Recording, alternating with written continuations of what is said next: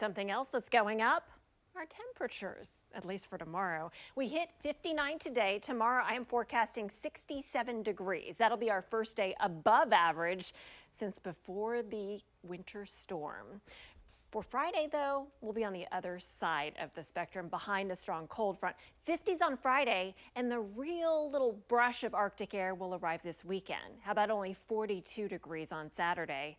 And when you wake up on Sunday, 22 degrees. Granted, that's not as cold as where we've been. We were 18 earlier on Monday morning.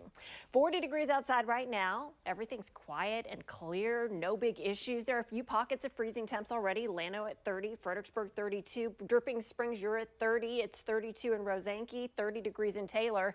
Other spots a little bit warmer. Mainly clear skies and light winds. And the big wonder thing that we've been wondering about, I should say, is could there be some patchy fog? If that were the case, that could potentially create a glaze of ice on surfaces. However, the latest computer models have actually shown some encouraging signs that fog will be unlikely to form, and if it does, it will be very isolated. So visibility is right now sitting at 10 miles, and I went ahead and took the whole entire state. You can see a little bit of patchy fog well off toward the north and east, and that's pretty much it. So I think we'll make it just fine through the overnight without having any issues there. That said, because of the melting, there may still be some shaded areas that do have some slick spots, so do take care.